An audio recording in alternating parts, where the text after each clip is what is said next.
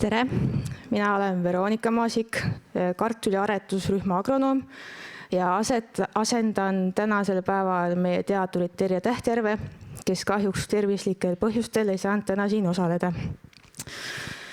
Meie tänaseks loengu teemaks on siis kartul, sõber meie aias. Räägime siis, kuidas kartul kasvab, mis selleks vaja on ja mis sobib koos kartuliga kasvatamiseks. Miks me peaksime kartulit aeda kasvama panema? Kõigepealt on kartul tuntud oma kõrge toitainete väärtusega ja oma vaese kaloripoolsusega. 100 grammis kartulis on 73,9 kalorit.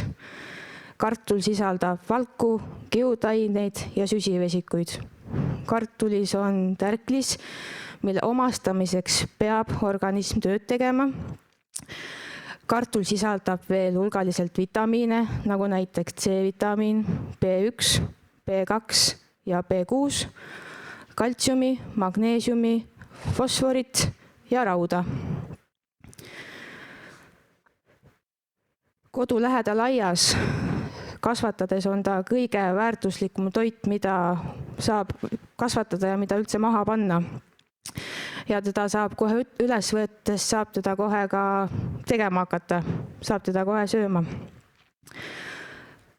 Kartulist saab teha hästi palju erinevaid toite, nii et ka kõige suurem kriitik või siis inimene, kes ei armasta midagi süüa, saab kartulist söönuks. Ja muidugi tänapäeval tuleb ära mainida, et kartul on ka gluteeni ja laktoosivaba. Lisaks on ka kartul väga ilus dekoratiivtaim, mida võib aias kasvatada. Kartulil on omasugused õied, lehed. Kui ta on peendra peal, siis ta näeb väga ilus välja. Ainuke miinus on see, et kartuliõied kartulivarre küljest ära võtta, siis need kahjuks ei seisa vaasis kaua.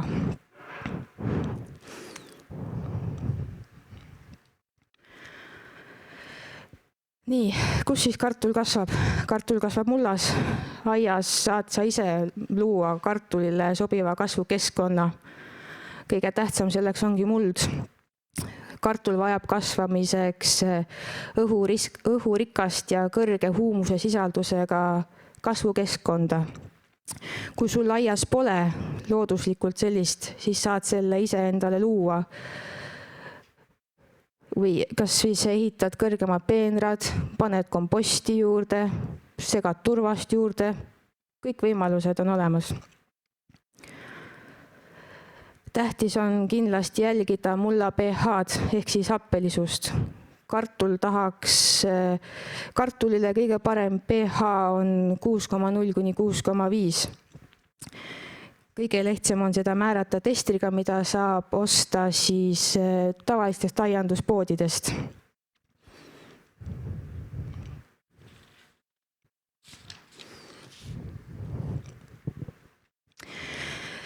Nii, valgus.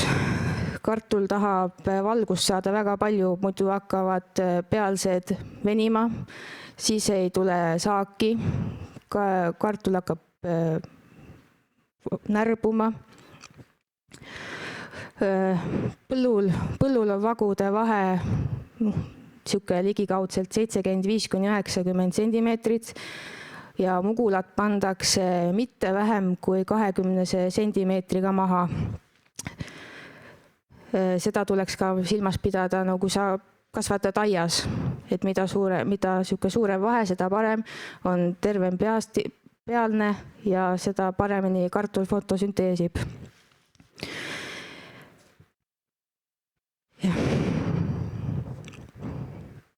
Kuidas saada ise kartuli sobiv keskkond? Temperatuur. Kartulile on tähtis mulla temperatuur, mis ei oleks väga madal. Sihuke optimaalne, kus kartulile meeldib kasvada, on 8, aga muidugi on parem, kui see oleks väheke kõrgem. Selleks, et oma aias ette valmistada kiiresti varajast kartulit, et saada varajast saaki, võib peendrat katta siis kas musta kilega või siis jälle poodides müügil oleva kattelooriga,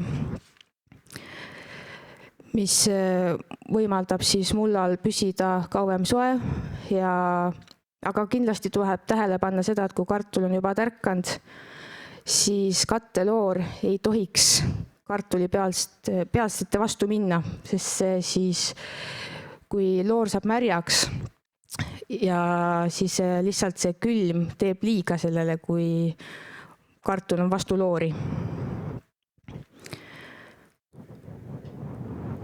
Nii.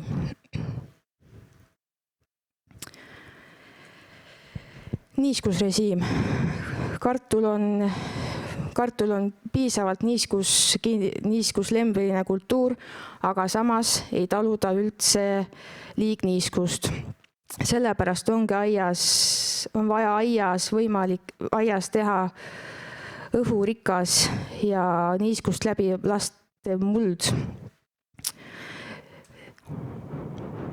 Et kui kartul jääb liiga vee sisse, siis samamoodi saak hävineb, kui ta on liiga kuiv, siis lihtsalt kartul ei moodusta õigel ajal mugulaid ja kui tuleb kasvuperiood, kui on pikalt olnud kuiv ja tuleb kasvuperioodil vihma, siis see kartuli välimus muutub kohe inetuks.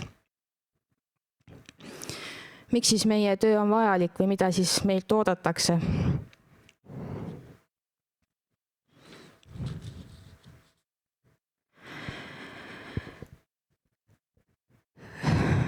Meilt oodatakse, et me aretaksime varasemaid saake, mida te kõik meilt tahate, et see saak oleks, või mugul oleks ilus sile, ilma igasuguste defektideta, et kasvaks võimalikult palju kartulit alla ja et tänapäeva sordid oleksid siis keskkonnateguritele vastupidavamad, et kunagi ei tea, mis aasta toob, kas tuleb palju vihma, kas ei tule üldse vihma, kas tuleb järsku külm, tuleb väga kuum, et kartul kasvaks. See on meile väga tähtis.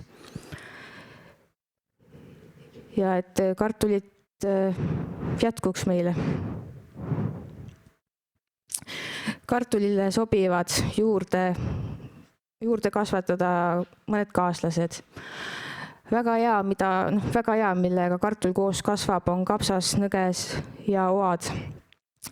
On öeldud, et nõgeseid ei tohiks kartuli peenratelt välja kiskuda.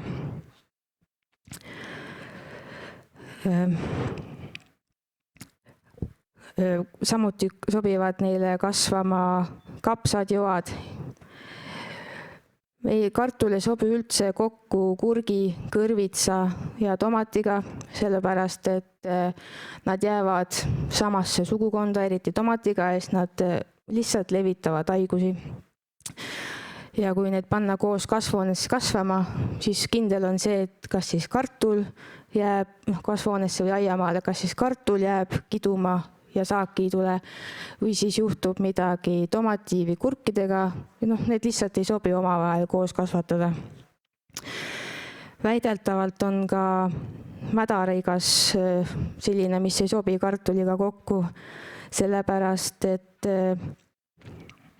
mädareigas suurendab mädaniku ja haiguseid, mis niigi kartulitel on. Ja kui see seda võimendab, siis järelikult ei tule veel ikka saaki. Ja niisugust lõhnavatest taimedest on see saialill, tagetes, neitsikummel, kivikilbik, mis siis oma tugeva lõhnaga eemalt ajavad kartulitest eemale igasugused kahjurid, mis kartuleid nagu üritavad mõjutada. Ma tänan kuulamast. Kui teil on küsimusi, siis te võite küsida. Need küsimused me edastame kõik meie teadurile Terjele ja siis te saate neile hiljem lihtsalt vastused. Mul on küsimus, et kui on laagerdunud sõnnik, et kas on õige panna kas sügisel või kevadel?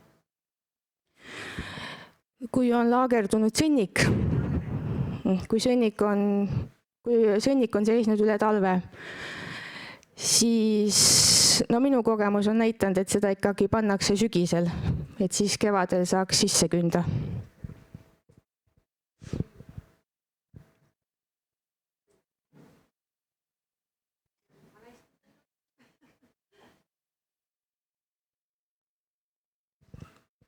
Kas tuleb veel küsimusi?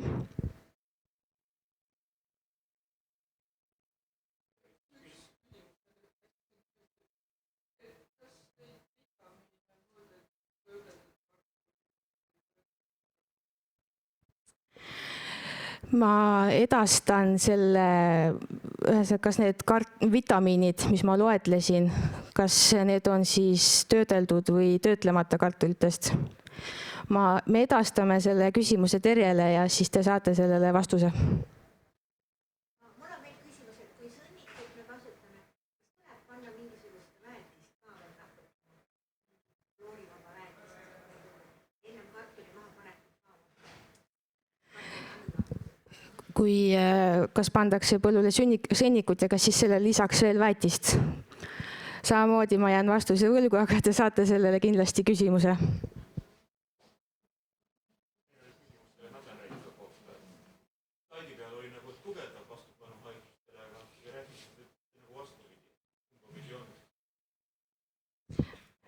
Jah, see oli minu viga, suurendab vastupanu haigustele.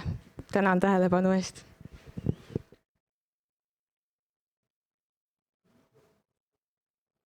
Kui kartulid suvel kasta, näiteks marupuid, kas pealsed tohivad märjaks saada või kasta maa vahele? Et kui suvel on kuum ja kasta kartulit, kas pealne tohib märjaks saada? No see on loogiline, et pealne saab mingil määral märjaks, aga ikkagi oleks soovitatav siis kasta mulda, et kui pealne saab märjaks, siis tekivad seal haigused, mis ka siis peatavad kartuli kasvu.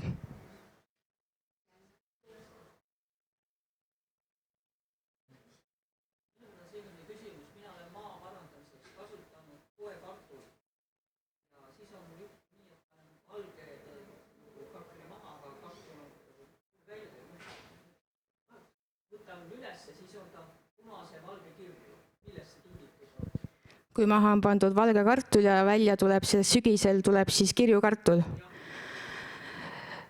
See võib täitsa oleneda aastast. Olen näinud katsetes, olen kogenud seda, et me oleme maha pannud ühte värvi kartuli, aga et koristades on seal mingid väiksed muutused. See on mõnele sordile täitsa omane.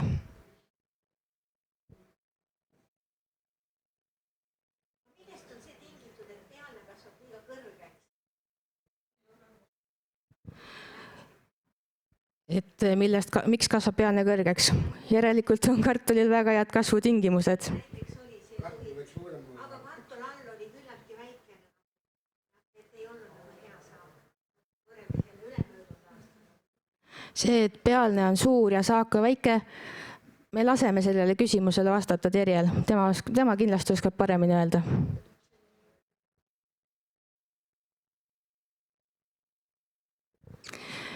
Kui rohkem küsimusi pole, siis tänan kuulamast ja soovin teile ilusat päeva jätku.